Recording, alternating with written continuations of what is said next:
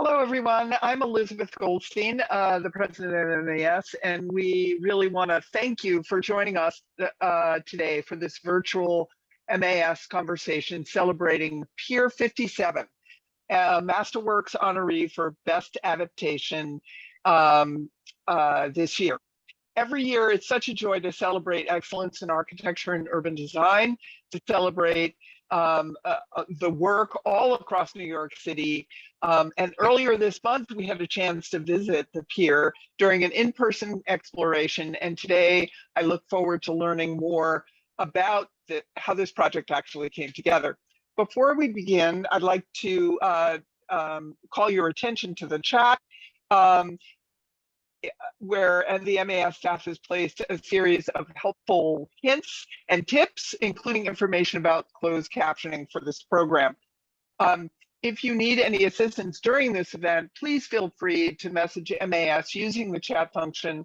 Throughout the event, you can use the Q&A function at the bottom of the screen to ask questions of our speakers, and we'll answer those questions during after the conversation portion of this event wraps up. Now a little bit more about Pier 57.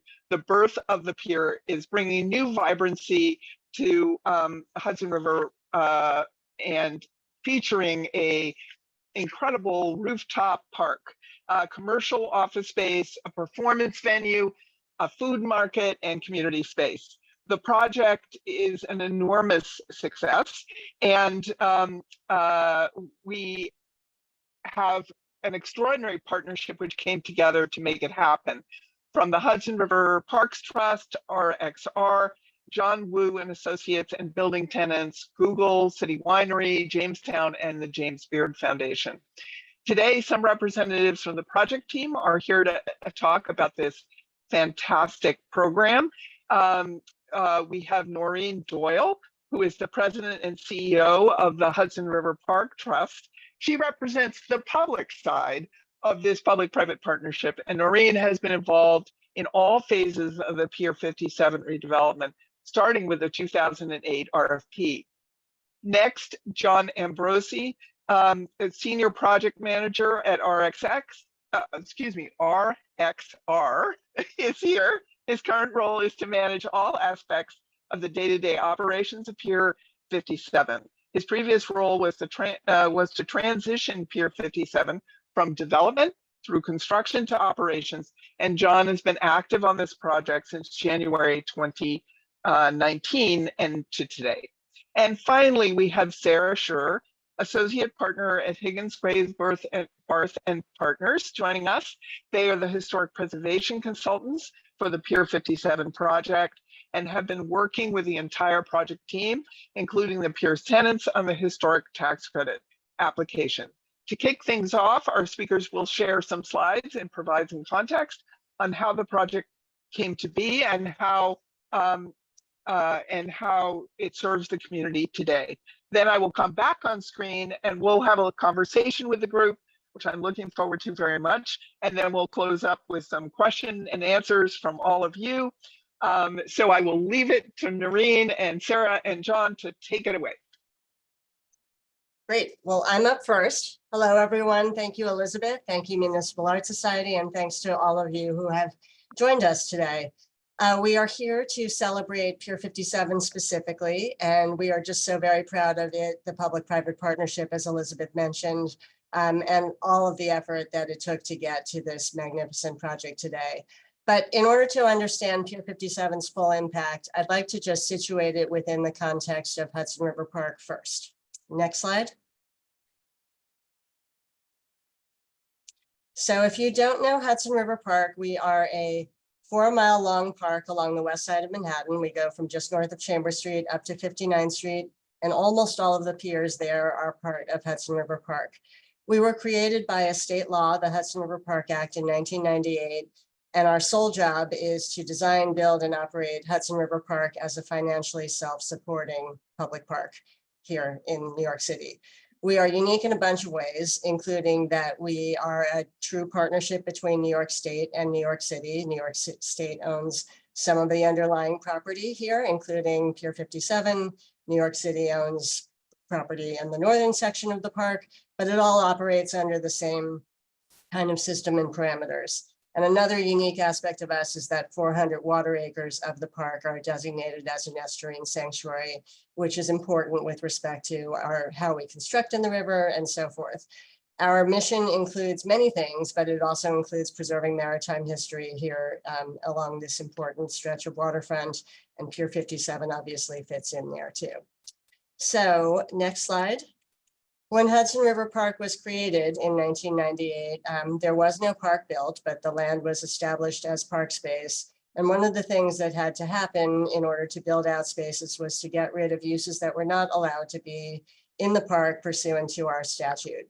Pier 57 was a New York City Transit bus depot at that point, and nobody could go into it. We couldn't just go into it. It was a fully functional bus depot. Next slide. By 2003, the New York City Transit Authority had vacated the space, and we were left with this mammoth space. You'll see more slides from Sarah in a minute about the condition of it. This part looks broom swept and in quite good condition, but not all aspects of it were in that kind of shape. And we knew that it was an important opportunity for our community, for maritime history, and for revenue generation. And the revenue that we generate within Hudson River Park from the eligible commercial piers is what we use to pay the park's operating bills.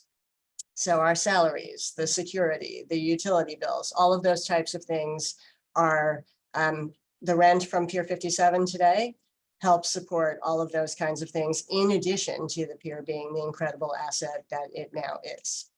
So the first thing that we did, though, in order to kind of help build this transformation that we now have today, is start talking to our community.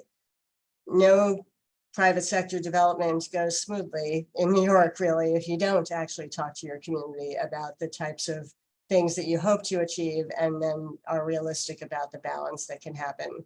So we're very proud of the fact that we reached out early to our community.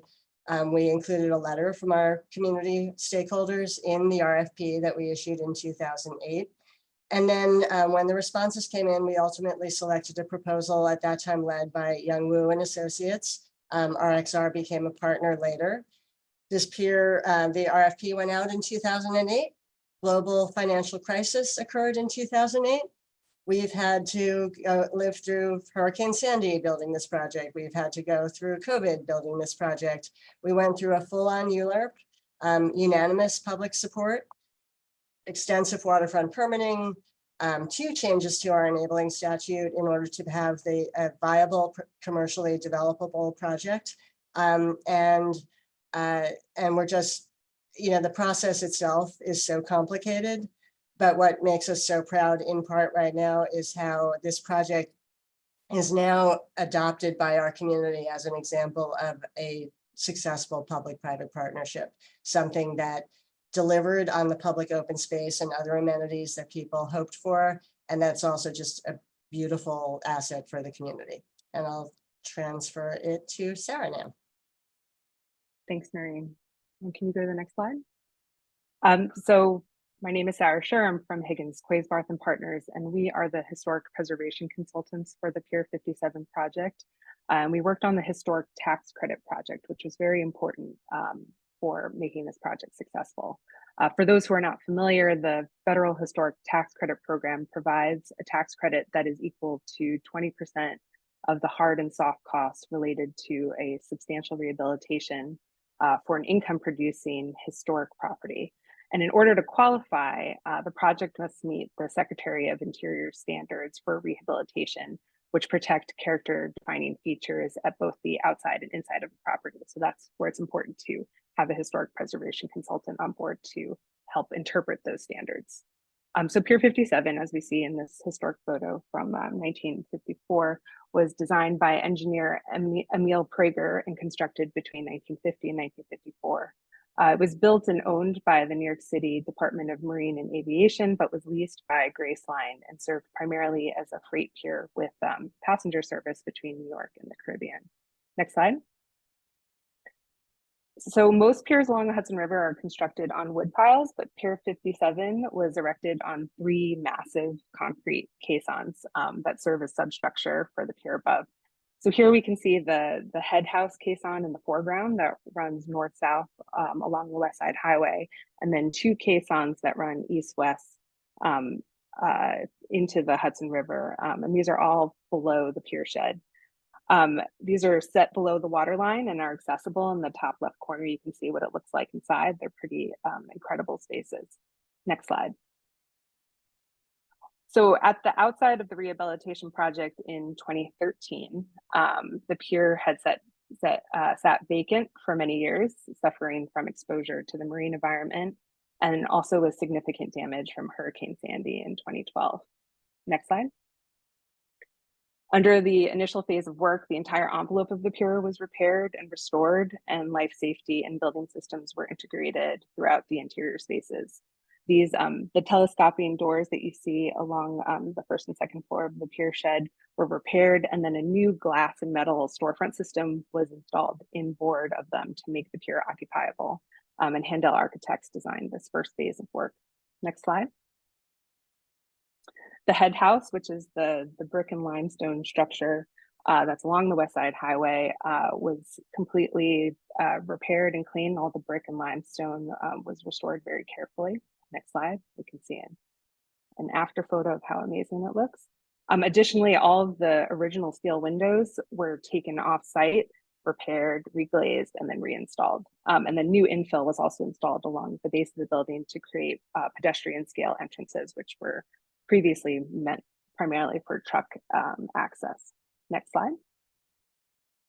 At the foothouse, which is all the way at the west end of the pier, this is a before photo.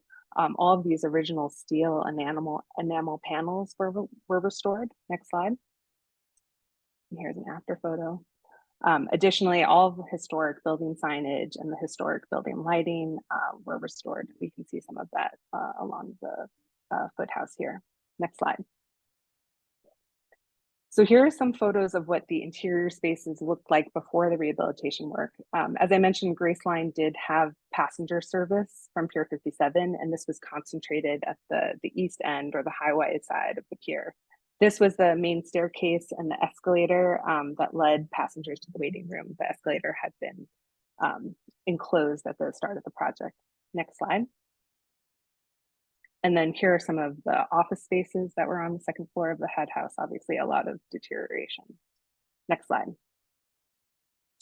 And then also the pier shed, the long horizontal portion of the building that goes out into the Hudson River. There were historically 2 floors with very high ceilings, these grand steel columns and girders and concrete floors. And as part of the historic tax credit, these were all very important features to preserve as we were proposing new interventions. Next slide. And you can get a sense of how this was achieved. This is a photo of Market 57, the food market at the ground floor of Pier 57. And you can see sort of at the back right corner that new mezzanine space was inserted as part of the Google project that provides more floor area for both public and tenant use, but also allows this wide expanse of the historic double height reading of the pier shed, along with maintaining the exposed steel girders and columns within the space. Next slide. And City Winery, which is located at the south end of the head house, was the first completed tenant space at the Pier 57. And you can note the floating wood panels at the ceiling. This is, there's sort of little nuggets of historic tax credit project throughout all of these designs, but this was meant to preserve views into the exposed ceiling structure above to meet the standards. And also there's a concrete floor to also preserve historic finishes. Next slide. And then going back to this photo of the vehicular ramp, which is sort of the heart of the pier, it allowed trucks to go directly from outside up to this historic second floor of the pier, and was very important for preserving as part of the tax credit project. Next slide. And Google and Deleuze Capidio Renfro had this amazing innovative vision for their areas of the pier, which is the majority of the interior space.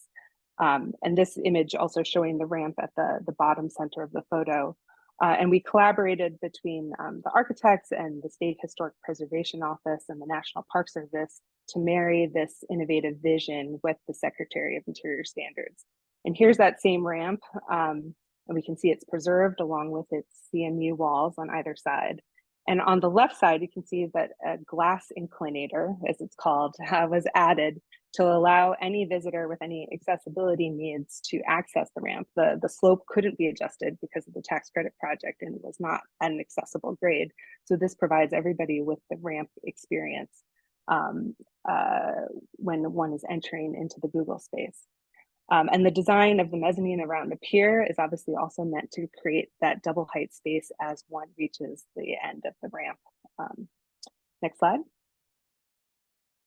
And then at the historic second floor of the pier shed, which is now floor 3 and floor 4, the inserted mezzanine sits in the middle of the floor plate. And DSR designed these projecting spaces, as you can see on the right and also along the left side on the left photo, that both, again, add additional meeting areas and office space, but also give more visibility of the double height reading and more visibility to the historic structure of the pier.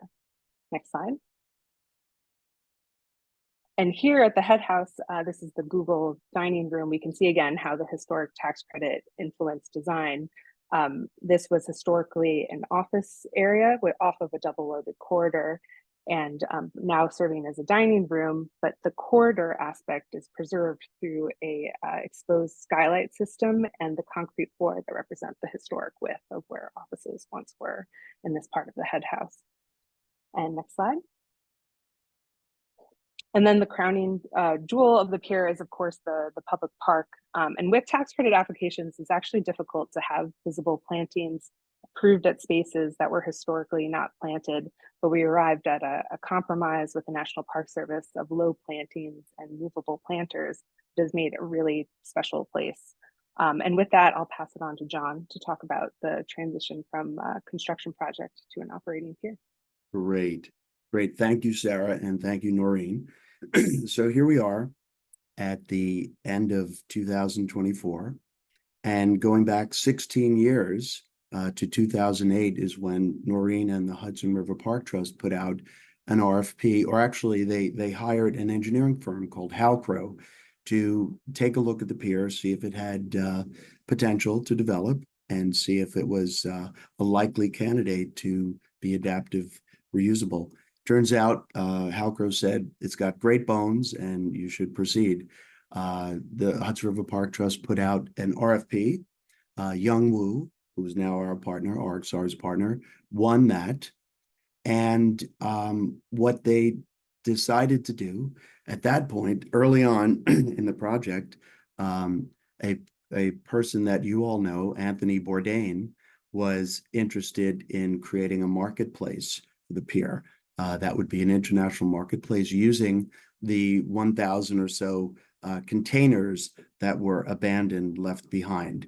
It turns out that deal didn't paper well, and sadly, Anthony died.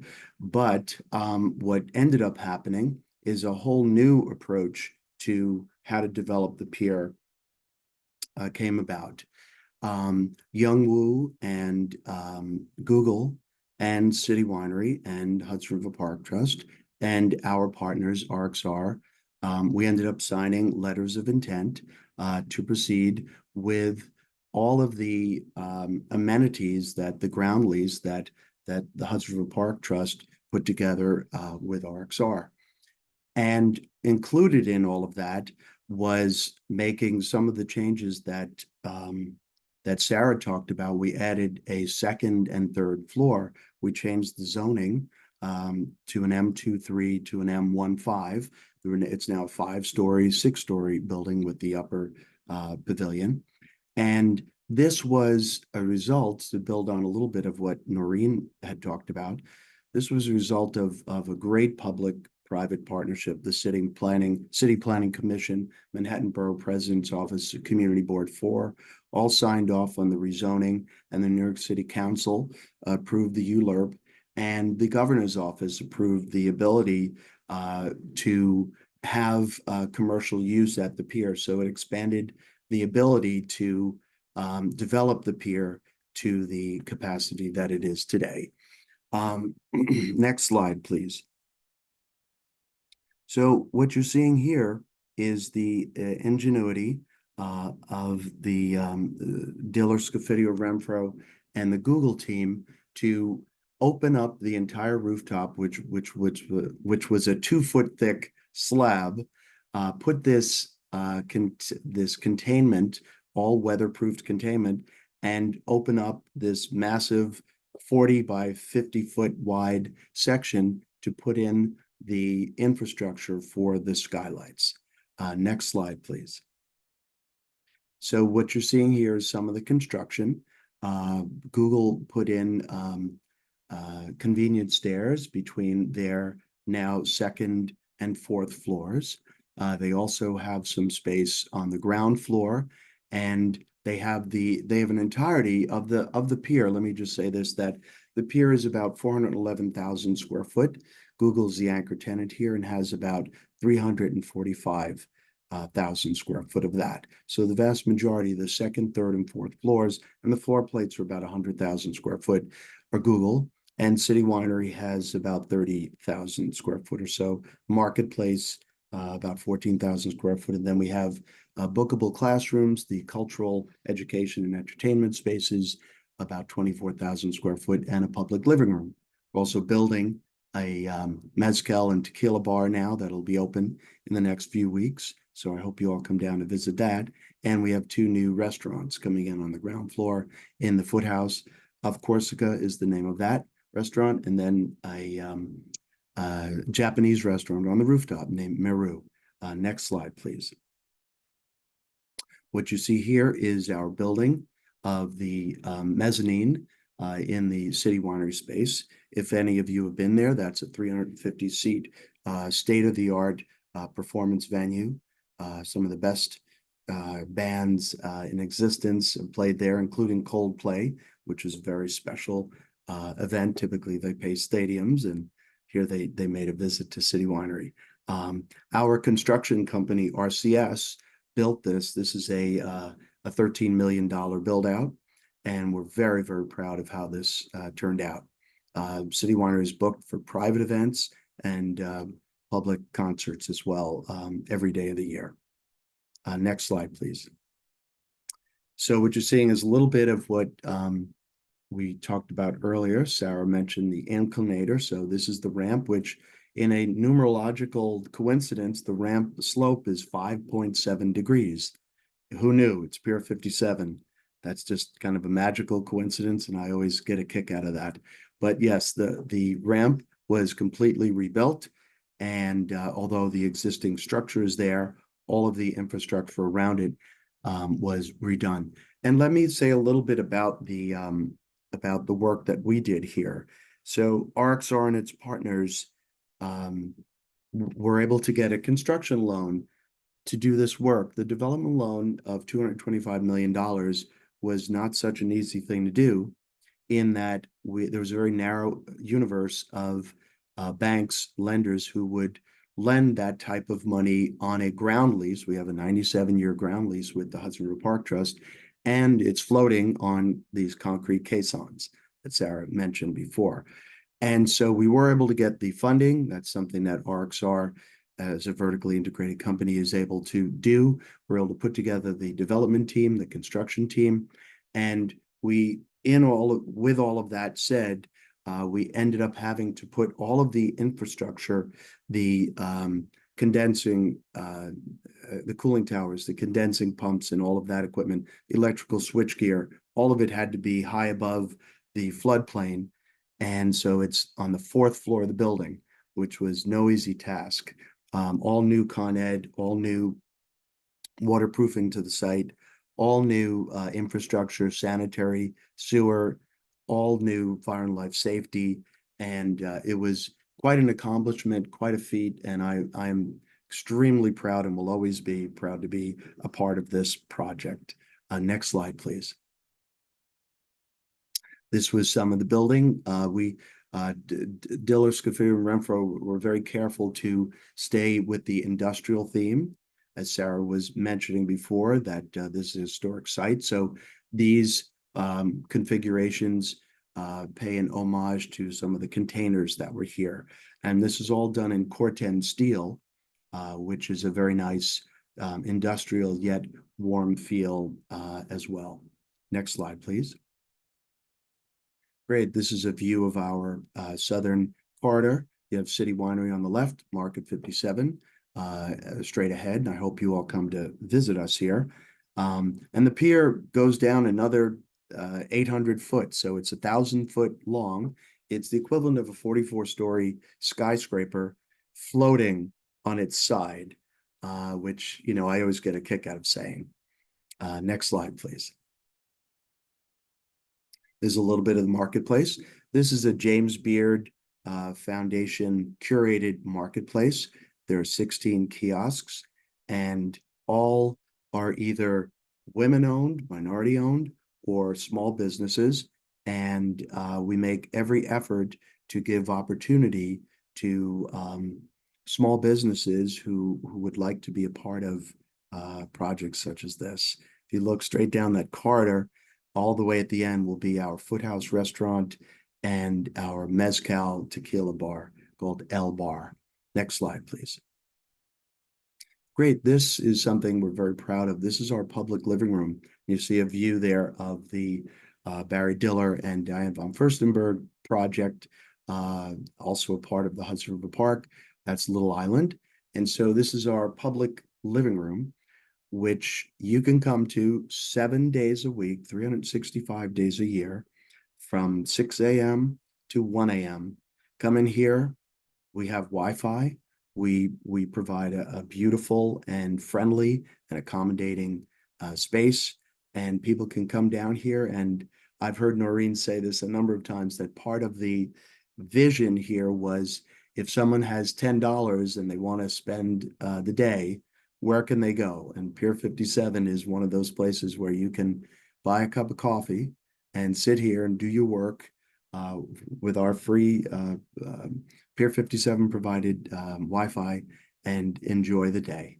And we've had just about 0 incidents. We create a place that's welcome and free and friendly and dog friendly for that matter.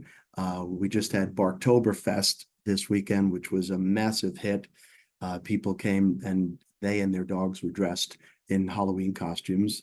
Really great place. And we pride ourselves in having a secure and welcoming and just aesthetically very beautiful place for New Yorkers and the entire world to come to. Next slide, please.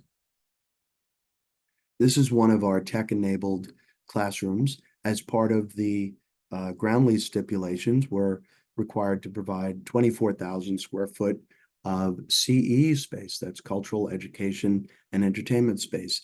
And you can go on to the website, Pier 57 NYC, and book a classroom, as long as you're not for profit or civic oriented or teaching something that's family oriented. You can book these classrooms. They are a huge hit. In fact, we probably have to build some more of them because they're such a hit that it's hard to get a free classroom these days. But you certainly should visit the website. And if you're interested in teaching or having a community meeting or doing anything that's community oriented, we welcome you here. And I think I'm going to bring back Elizabeth. Thank you very much for your time. I really appreciate it. Well, I hope, thank you, John, and thank you to all of our speakers, Sarah and Noreen, for a wonderful presentation, and congratulations again on your MASterworks Award. We're delighted. I've had the pleasure of being in this building and participating in the classrooms and the marketplace, and it's really a very special space.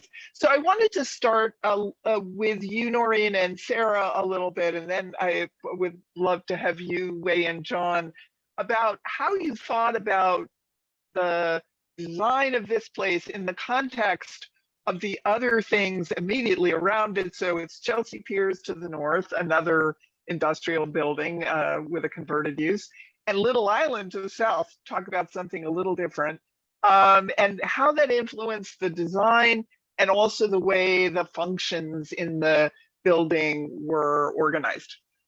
So I'm curious, you can, any one of you can start. But Well, I'll start by saying that because the pier was historic, and because we knew that it needed a rezoning in order to have even the market uses, and the extent of the rezoning could have been significant. M23 medium density manufacturing to M15, which would have allowed a lot of height.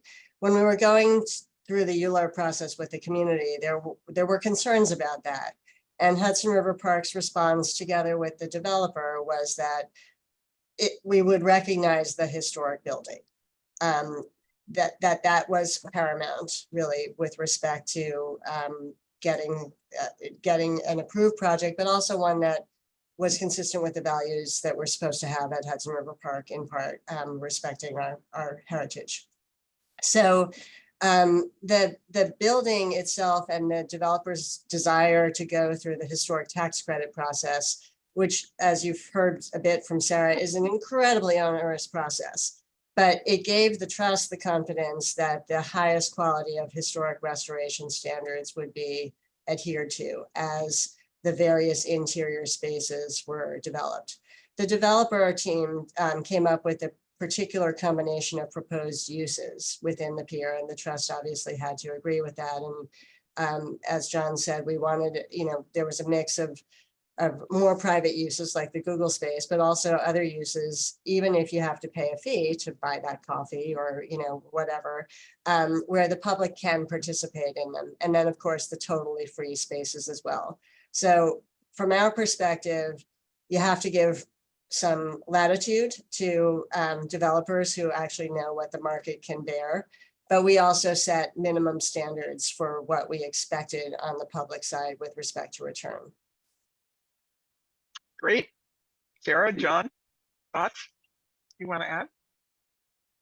Yeah, I mean, just to reinforce what Noreen said, the National Park Service evaluates this from the National Register nomination perspective, that National Register nomination that HRPT had put forth to sort of start this project, established what the character defining features were, and then operated within that context. But obviously the Park Service has allowed for a lot of contemporary design within the volume of this historic space. And I think as a result, it engages with the surrounding community a lot. I mean, it's incredible. Little Island started and finished in the middle of our project. It was sort of disheartening to watch that happen so quickly while we were doing, but just having this art space to the south and this active sports space to the north, and then we have Chelsea Market and the High Line. It's really part of this cultural center, which just shows how amazing New York can be in this small area of Manhattan. And maybe, John, you could talk to us a little more about those uses and how you picked them, and to what extent they were an attempt to fill in other things that didn't exist along this corridor, or just what direction you had. Yeah, there were market forces. I'll just add to what Noreen and Sarah said that before I get to the uses, it was a fascinating exercise in that the National Park Service and the State Historic Preservation Office have to approve everything that we did.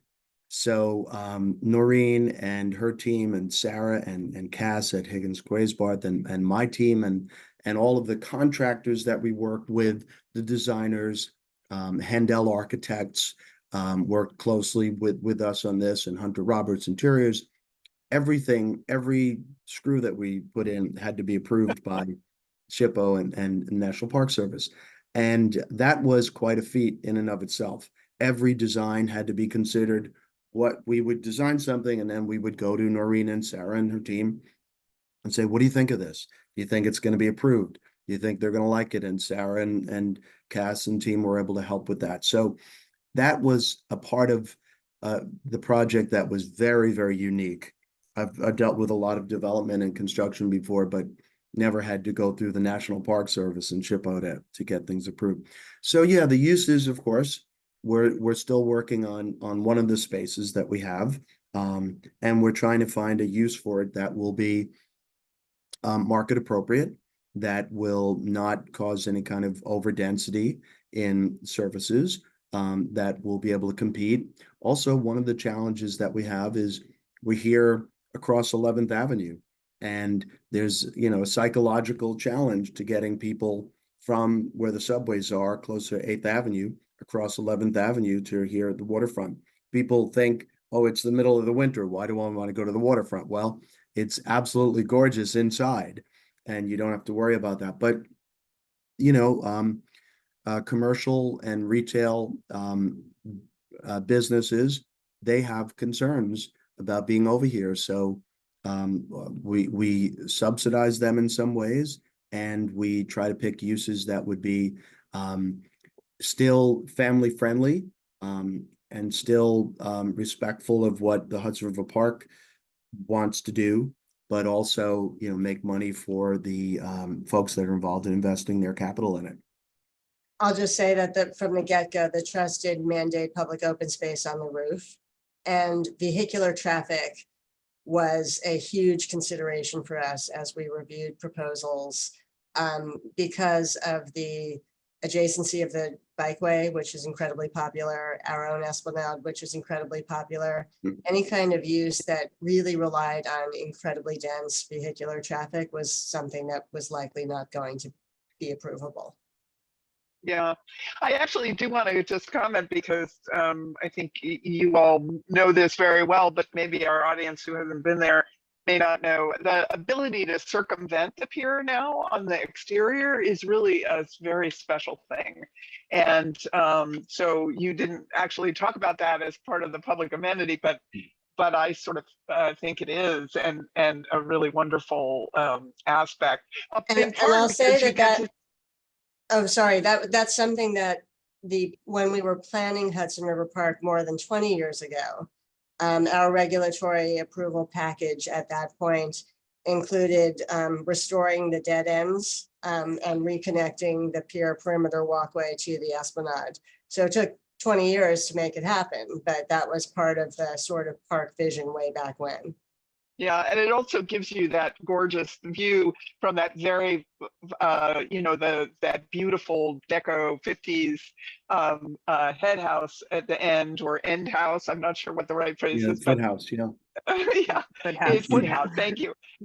It's really wonderful architecturally, and so being able to see that in a way that, unless you're out on a boat, you don't get to see, or in New Jersey, I guess. So John, I had another question about your biggest tenant here, Google, and I'm just curious about, to the extent that you can tell us some family-friendly stories about how their needs were incorporated in this pier, and I'm curious also another aspect of that. That's obviously a very private use, and so I'm interested in your like how the weaving of the public uses and the private uses really came together. You know, anybody can respond to this, obviously, but because I think it really works, and at least from the public perspective, and so I'm interested about whether the private tenants, especially Google, are feeling it's equally a success. Yeah, I can speak to that on a couple of levels. So one thing everybody should know is that Pier 57, in my opinion, is the jewel in the crown of the Google campus here. So you have this extraordinary company, Google, who has 111 8th, and they have Chelsea Market, and they have the Milk Building, and they have 85 10th. They're the anchor tenant across the street. They don't own that building, but from 111 8th all the way across to the pier, you have this extraordinary Google campus. And when Google and DSR were designing this, they were very clear that where you stand at the pier, you should have some beautiful view. And you really can see the water. Everything is beautiful here, wherever you are. And there's a main staircase that traverses the Google space. So on the second, third, and fourth floor is where Google is. But on top of them is this state-of-the-art, gorgeous 2.5 acre park. And below them is community use. and there's stairwells that go through their space, but Google, of course, is very security conscious, as any company would be. So the public does not access their space, but goes through it, which kind of symbolically and conceptually is very interesting. And at the base where Sarah was talking about the Google ramp, that is the public.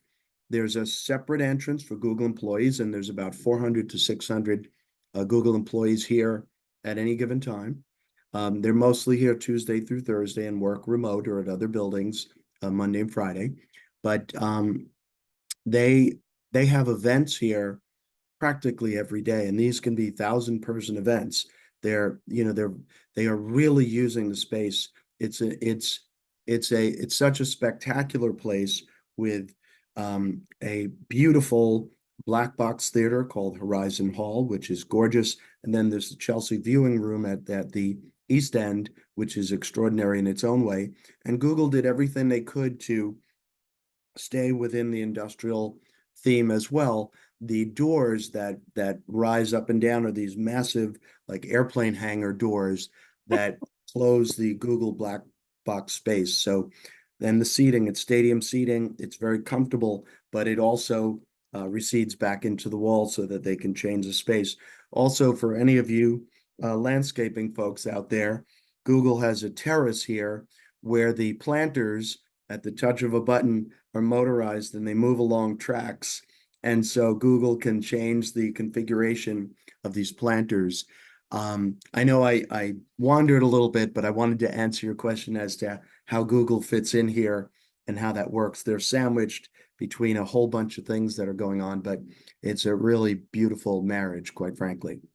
That's great. Thank you so much, John. We appreciate your answer to that. One of our audience members has actually asked a very big picture question here, and that is about the total cost of the project, how it was financed. And John, I think you've touched on this a little bit, but what kinds of costs or rent is being charged in the food court? And maybe if I can add on to that a little bit, I'm interested in the relationship between James Beard and the food court too. You all touched on that a little bit, but it might be interesting to hear more detail. Noreen, would you like me to take that one? Yeah. Okay. So I can tell you that it's public knowledge that this is a $390 million base building project. It's not public knowledge what Google spent, but it's a significant amount of money. You could probably research that. It wasn't cheap, I'll tell you that. So a great deal of money was spent here. However, what Sarah and her team did was the fact that the site is, I think, in 2004 on the State and National Register of Historic Places, that allowed for historic tax credits, and the tax credits are significant, north of $50 million. So that, of course, helped the investors to make this palatable for them. I can't go into the rents that we charge, but Google is our tenant, and Jamestown is their subtenant, and James Beard Foundation is licensed here, and they oversee the operations from a conceptual and ideological point of view, how the marketplace operates. Well, it's got some of my most fun food vendors in New York there. As a little pitch from me, it's worth going to eat there. It really is. For sure.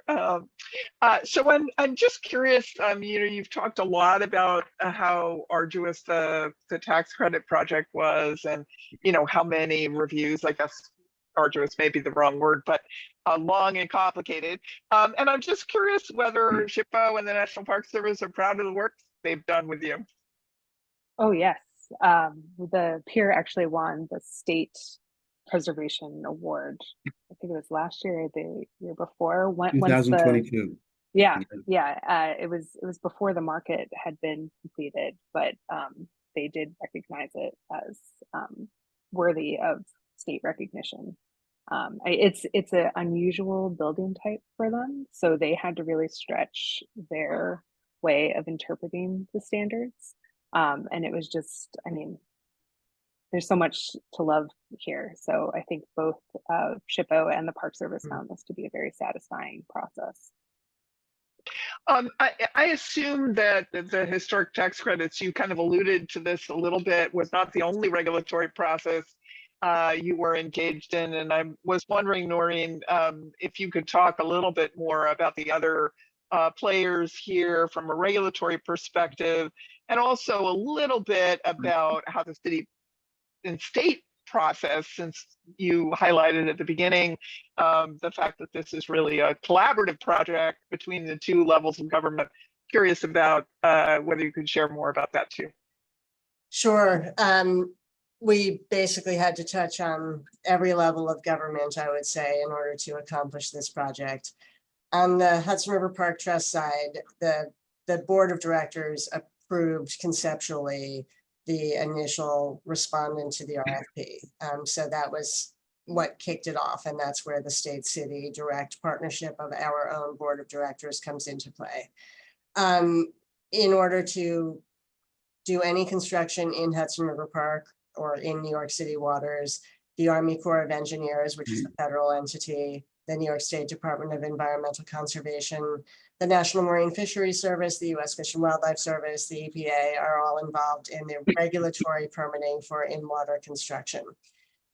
City planning was heavily involved, obviously, given the ULURP and the rezoning, and some variances and other things that were needed also with respect to current waterfront zoning. This is a historic pier. There were certain aspects of waterfront zoning that were not going to be achievable here. So city planning was heavily involved in this too. Our community boards, our local elected officials are layered in through all of those types of things. And then, you know, ultimately, those were things that the trust pretty much took primary responsibility for in partnership with the developer, but we were front facing as far as those things go. Once you get into the construction process, the Department of Buildings and the fire department inspections and all of those other things would have been on John's end of things. And then obviously layered throughout is the SHPO historic preservation process. So it was alphabet soup of agencies. Sarah, I have a funny little question for you, and that is, I'm curious whether there's an aspect of the building from a historic perspective that you think people might not notice, but a particular favorite of yours that we should all go look for. Oh gosh, that's a great question. I mean, the ramp I think is often overlooked by people, even though it's right there when they walk in. I think once the foothouse opens up, that'll be a really amazing space, and hopefully that'll be open soon, John. Yeah. Just, I think also the caissons, Sarah. The caissons, Yeah. yes, the caissons as well. I mean, those are just cavernous concrete spaces that have so much potential. And I think once people go down there, they're going to really just feel like they're in a different world. So Are they accessible now? They are. Yeah. And there are elevators that take them down there. So when we're doing tours here, when people are riding down to go to either Caisson 2 or Caisson 3, Caisson 1 has our 74 car parking garage. I didn't mention that before. Yet another thing that's amazing. But yeah, I always say to people, okay, I hope you're not going to be concerned, but you're underwater. You're surrounded by water on all four sides right now. And you're sitting on the bottom of the Hudson River. So, and everybody says, really? And yeah, as Sarah said, you look around, you have these 400-foot long by 80-foot wide by 30-foot tall, 2 and 3 foot thick concrete boxes that are basically just sitting on the bottom of the ocean on the Hudson River, held down by the weight of this building. So if you were to take a giant chainsaw and cut the building off, caissons would come floating up to the top. And that's really what it is. But John, people need to be on a tour with you in order to access them currently, right? Yes, that's correct. Garage. That's correct.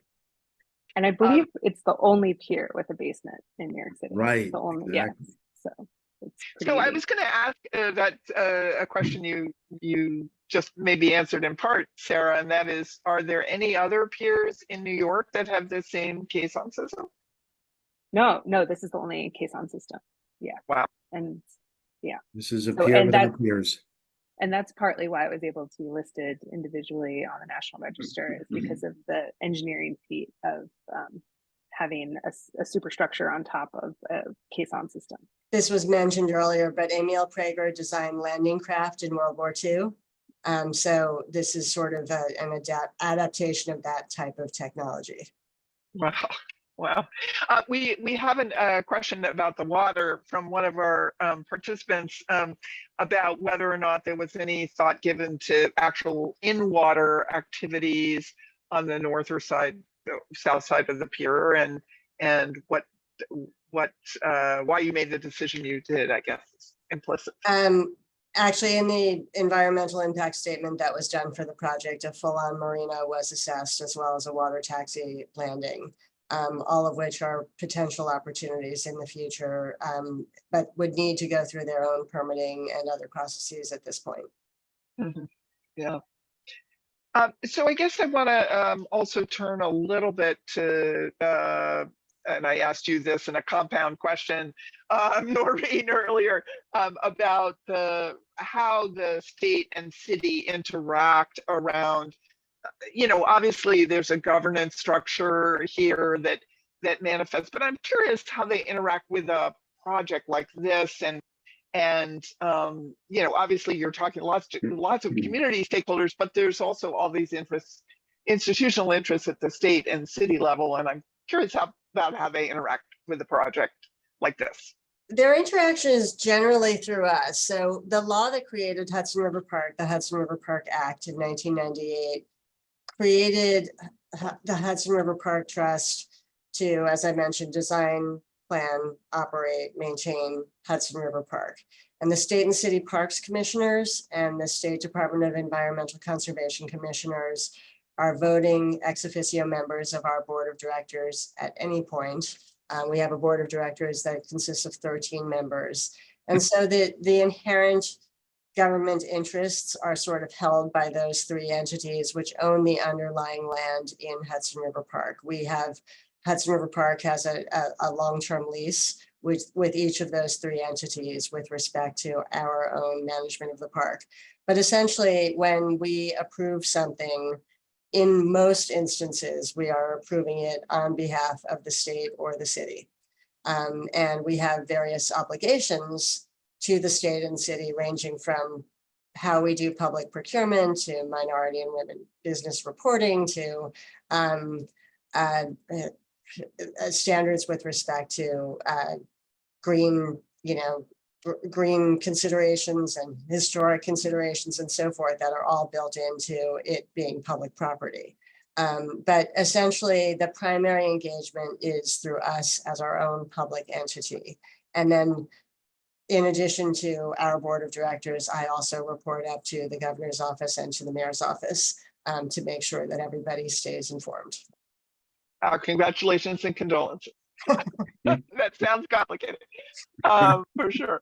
I'm curious a little to have you all talk a little bit about the public spaces in this. We've sort of talked about the more private ones, and I'm curious what your design goals and also not just like meeting the requirements of the trust, but also what was it that underlay your particular choice to do the living room, for instance, and the classrooms? Did those come out of community suggestions or out of the design team? I'm curious about how all that glorious public space came together. Well, thanks for that. I'll start with that one. From the get-go, our RFP required certain minimum public open space, including the rooftop. We had actually done an earlier RFP for Pier 57 that had failed. And one of the things that came out of that process was that a lot of proposals suggested privatized uses towards the western end of the pier, which is always going to be the place that the public wants to go to. So in the 2008 RFP, we required that the western end of the pier be public, and in fact, that as much of the roof as possible be public. So that was one piece of learning that we brought to the table directly. living room was an evolution of the commercial use discussion. Google was not part of the initial RFP response. When we got our responses, it was all going to be much more market space. And market space is particularly difficult to finance because of the unpredictability of all these little leases and things like that. So eventually Hudson River Park went to try to seek permission to change our enabling statute to be able to add office use. And that's partly how the Google use was introduced. In the configuring of the space, when they had their minimum kind of office floor plate, we had always wanted the pier to feel like the public could access the pier. And so the concept of the living room actually came from Google, but it came from our kind of core requirement that the public not be barred from being able to experience the architecture, experience views, and other things like that. So just another example of layers of collaboration. And then John and his team are a huge part of that too, because that's also where the adjoining, like Tequila Bar, for example, also is part of it doesn't have walls. It's going to feel like a piece of the pier too. Great. We need to begin to wrap up, but there was one final question from our audience, which is just fun, which is, do you have any favorite dishes or places at the marketplace? I love Nomois. Nomois is fantastic. Also, the James Beard Foundation has a to-go window, and you can always get blackened shrimp salads and all kinds of good stuff there. The noodles, there's all kinds of great noodle dishes at Nomois. And of course, there is my favorite, the Pier 57 lager, which you can get from Bird and Branch. So, I mean, I'm sorry, from Harlem Hops. And of course, Bird and Branch has great coffee. So many great things to have there. Italian sandwiches. Yeah, you will not be disappointed when you have lunch at the Market 57. Yeah, One thing do a Yeah, do a madre. Yeah, it has the Italian sandwiches. You can also get a charcuterie plate and a glass of wine. Very nice. Oh, that's good stuff. I also wanted to say that the Mayor Adams was here in April of 2023, and he rang the bell. Noreen and the whole team was here. Sarah was here.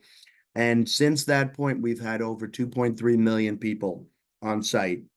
And that means Saturdays and Sundays are unbelievable here. There's upwards of 14,000 people that come through the doors on a Saturday or a Sunday. It's, to answer your question from before, Elizabeth, the public loves Pier 57. It's a huge hit, very successful. Thank you all. This is a wonderful conversation about a wild range of topics. I appreciate your willingness to go there with us and our audience. And I also want to thank the MAS staff, who did a wonderful job as always coordinating today's program. And thank you all to everyone who joined us this afternoon, and special thanks to MAS members. If you are not a member and enjoyed today's program, we hope you will consider joining. Your membership supports all the programming that we do like this and our advocacy towards a more livable city. Please see the chat for information on how to support MAS. And we hope that you'll be coming on an upcoming tour or program. We have another MASterworks conversation this Friday with regarding the Far Rockaway Library. So I urge you to RSVP for that if you'd like to join us. And that RSVP is also in the chat. And once again, thank you for joining us this afternoon, and we wish you a wonderful rest of your week. Thank you all. Thank you so much. Take care.